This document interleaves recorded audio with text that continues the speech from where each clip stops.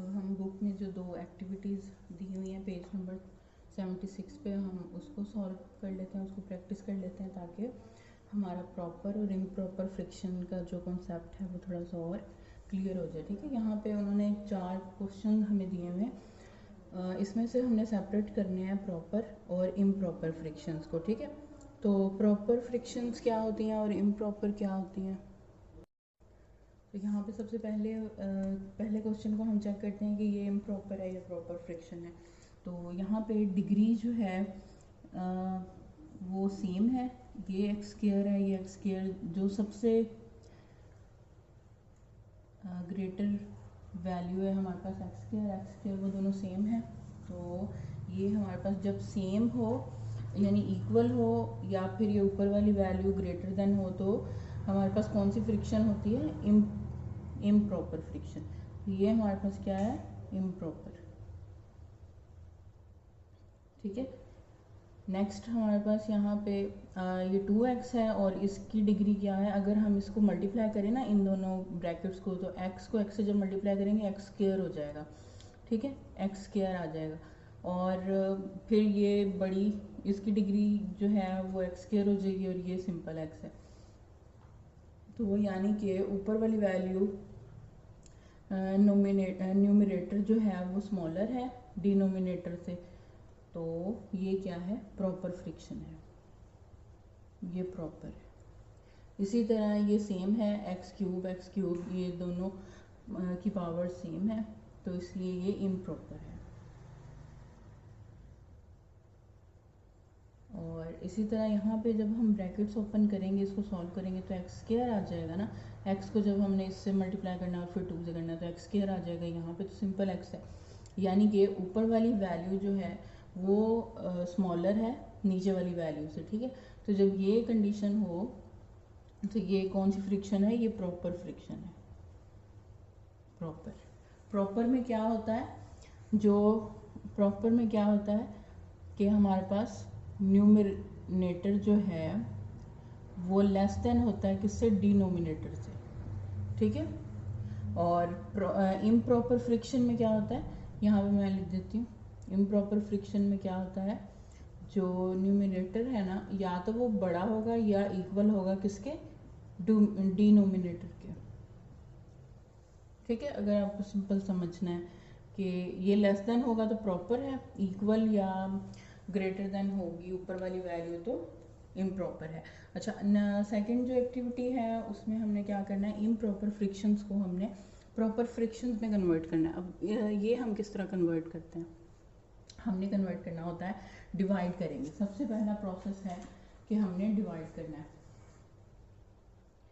पहला काम क्या है, डिवीजन। ठीक है, तो इनको अगर हम डिवाइड करें 3x square minus 2x minus 1 को किससे डिवाइड करना है, x square minus x plus 1। ठीक है, तो सबसे पहले हमने क्या देखना होता है, हमने ये ऊपर जो फर्स्ट वैल्यू है ना इसको हमने कंसीडर करना है। अब हमारे पास एक्स स्क्वायर तो है, ठीक हो गया, लेकिन हमारे पास 3 नहीं है एक्स के साथ, तो हम 3 से मल्टीप्लाई करेंगे इस पूरी वैल्यू को। ठीक है, तो x square minus x plus 1 को 3 से जब मल्टीप्लाई करेंगे तो 3 आ जाएगा, प्लस का प्लस माइनस माइनस और 3x आ जाएगा और प्लस प्लस 3x स्क्वायर। अब यहाँ पे लिख देते हैं 3x स्क्वायर माइनस 3x और प्लस 3। ठीक हो गया, और हमने मल्टीप्लाई किससे किया, 3 से, वो लिख देते हैं यहाँ पे। अच्छा, अब क्या करना होता है, हमने इनके जो साइंस है उनको उल्ट कर देना होता है, प्लस है तो माइनस हो जाएगा, माइनस है तो प्लस में कन्वर्ट हो जाएगा। ठीक है, देन हम क्या करेंगे, ये अब क्रॉस हो गई हमारे पास वैल्यू, ये प्लस माइनस क्या होगा, सिंपल एक्स रह जाएगा, और माइनस माइनस प्लस का जो है वो परफॉर्म ऑन एक्शन, और 3 और 1 4 हो जाएंगे। अब ये फर्दर डिवाइड नहीं हो सकता, यानी कि अब इसमें हमारे पास 3 क्या है, 3 क्या कहते हैं, क्वोशंट आ गया हमारे पास, क्वोशंट क्या आ गया 3, रिमाइंडर ये जो हमारे पास ये रिमाइंडर है, रिमाइंडर है x माइनस 4, और यहाँ पे अब हम क्या लिख सकते हैं, ये किसके इक्वल हो गया, रेज कर लेते हैं इसको।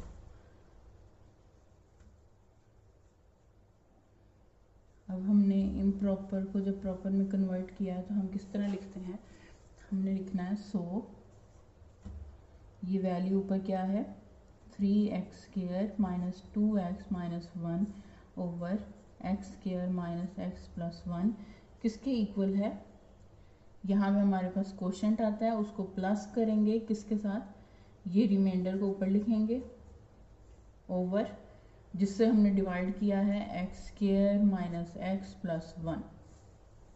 दो कंडीशंस हैं कि यहाँ पे हमारे पास कोई पॉलिनोमियल वैल्यू होगी जो कि प्लस हो रही होगी किसी प्रॉपर फ्रिक्शन के साथ, ठीक है। तो प्रॉपर फ्रिक्शन का आप कैसे पता चलेगा, अब देखो यहाँ पे इसकी डिग्री x² है और यहाँ पे x है, यानी कि ऊपर वाली वैल्यू लेस देन हो गई ना, लेस देन हो गई हमारे पास डिनोमिनेटर से, तो ये प्रॉपर फ्रिक्शन हो गई, ठीक है। अब नेक्स्ट जो है वो आप खुद प्रैक्टिस करके देखें क्वेश्चन को, और अब हम एक्सरसाइज 4.1 जो है वो स्टार्ट करेंगे, लेकिन उससे पहले हम पार्शियल फ्रिक्शन के बारे में भी थोड़ा सा समझ लेते हैं। अब यहाँ पे हम resolution of friction into partial friction, partial friction क्या होती है, partial frictions are a way to break down a complex frictions into simpler frictions that are easier to work with, ठीक है। पार्शियल फ्रिक्शंस क्या होती हैं, ये एक तरीका है जिसके अकॉर्डिंग हम क्या कर सकते हैं, कॉम्प्लेक्स फ्रिक्शंस को ब्रेक डाउन कर सकते हैं सिंपल फ्रिक्शंस में, ठीक है। तो यहाँ पे ये एग्जांपल दी हुई है। अब ये पार्ट्स है ना अलग अलग, इनको इस होल फ्रिक्शन को हमने क्या किया, ब्रेक डाउन कर लिया छोटे पार्ट्स में, ठीक है। तो इसको हम क्या बोलते हैं, इन पार्ट्स को हम बोलते हैं पार्शियल फ्रिक्शंस हैं ये, ठीक है। और ये जो इनको कंबाइन करके क्या बनती है, रिजल्टेंट फ्रिक्शन,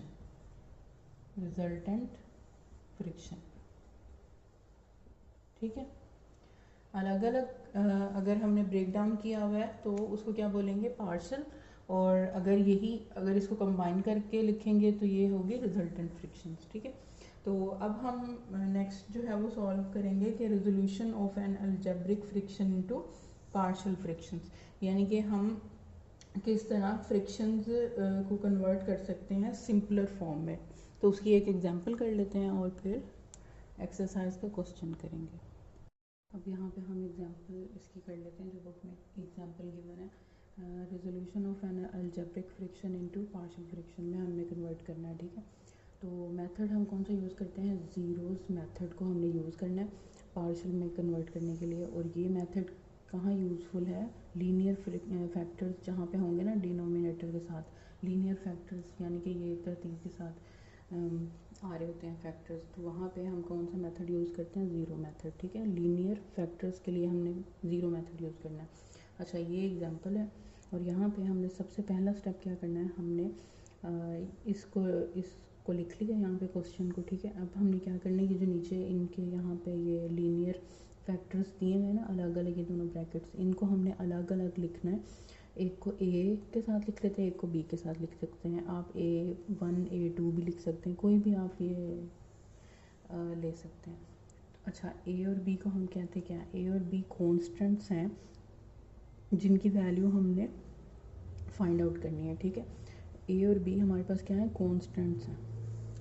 अच्छा मल्टीप्लाई करना है हमने सबसे पहले, अब हम इसको सॉल्व करते हैं, ठीक है। अब हमने जब सॉल्व करना है तो हमने x माइनस 4 और x प्लस 4 को हमने बोथ साइड पे मल्टीप्लाई करना है, तो हमारे पास क्या आ जाएगा, 5x plus 4 is equal to a into a plus 2 b into x minus 2। अब ये कैसे आया, या तो आप डायरेक्टली सिंपल भी कर सकते हैं कि हमने ऊपर वाली वैल्यू लिखी और इसको इससे मल्टीप्लाई कर दिया, इसको इससे मल्टीप्लाई कर दिया, अगर सिंपल लॉजिक है।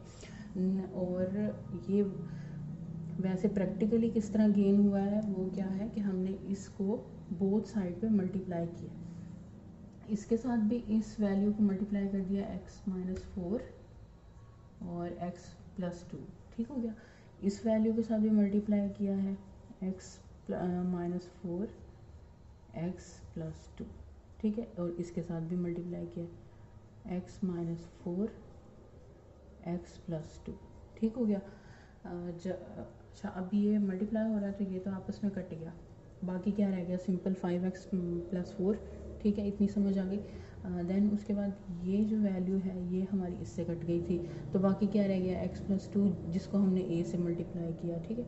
उसके बाद ये x प्लस 2 इससे कट गया, और ये x माइनस 4 रह गया, इसको b से हम मल्टीप्लाई करेंगे, ठीक है। या तो आप ये कर लें या फिर डायरेक्टली के ऊपर वाली वैल्यू लिखनी है, न्यूमरेटर लिखना है, और इस a को इससे मल्टीप्लाई करना है, b को इससे मल्टीप्लाई करना है, तो भी ये सिंपल आ जाएगा। अच्छा उसके बाद है आइडेंटिटी, क्या होती है identity, which holds all values of x। हमारे पास x आइडेंटिटी क्या है, जिसमें तमाम x की वैल्यूज़ आ जाती हैं, ठीक है। तो हमने क्या किया, ये है x प्लस 2, ये है x माइनस 2, तो हम जब इसको लिखेंगे तो ये x की वैल्यू क्या हो जाएगी 4, और इस x की वैल्यू क्या हो जाएगी -2।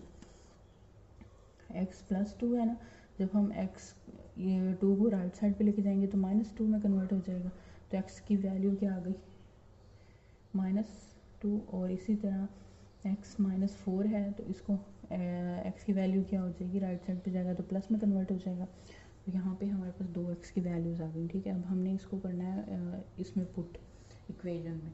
तो इक्वेशन में जब पुट करना है तो हमने जब a की वैल्यू लेनी है ना, यहाँ पे हमारे पास a की वैल्यू आई है, तो सॉरी a की नहीं, यहाँ पे हमने एक x की वैल्यू आई, ये एक x की वैल्यू आई, ठीक है। अब हमने क्या करना है, वैल्यू पुट करनी है, तो वैल्यू पुट करने के लिए हमने 5x प्लस 4 को लिखना है और पहली वैल्यू को लिखना है, ठीक है। और इसी तरह फिर हमने 5x 4 को लेना है और सेकंड b को लिखना है, और इसमें वैल्यूज़ पुट करनी है, ठीक हो गया। ऑपोजिट वैल्यू पुट करेंगे हम, यहाँ पे हमने x की वैल्यू क्या पुट की है 4, ठीक है, बोथ साइड पे, और जब हमने 5x प्लस 4 और b को लिया है तो हमने क्या वैल्यू पुट किया -4, ठीक है, ये दूसरे x की वैल्यू ऑपोजिट। उसके बाद हमने अब क्या करना है, हमारे पास इनको सॉल्व करने के बाद जो आंसर आया 4 आ जाएगा, इसको सॉल्व करेंगे तो आंसर क्या आ जाएगा 1 आ जाएगा, ठीक है। इसको सॉल्व कैसे करना है, 5 को 4 से मल्टीप्लाई करेंगे तो 20 में 2 4 प्लस हो जाएगा तो 24 आ जाएगा, is equal to a into 6 हो जाएगा, तो 24 डिवाइडेड बाई 6 ये से कट जाएगा 4, ठीक है। इसी तरह हम इसको सॉल्व कर लेंगे तो हमारे पास 1 आ जाएगा। अब हमने क्या करना है, यहाँ पे अब किस तरह लिख सकते हैं, इस रिजल्टेंट फ्रिक्शन को हमने जब पार्शियल फ्रिक्शन में कन्वर्ट किया तो हम अब a की जगह a की क्या वैल्यू आई है 4, ठीक है, ये 4 आई है वो लिख देंगे, b की वैल्यू क्या है 1 लिख देंगे। अब ये हमारे पास सिंपल फॉर्म आ गई इसकी, ये रिजल्टेंट फ्रिक्शन है और ये पार्शियल फ्रिक्शंस हैं, ठीक है, ये अलग अलग हमने सिंपल फॉर्म में कन्वर्ट कर ली, ठीक है। अब हम क्वेश्चन सॉल्व करते हैं।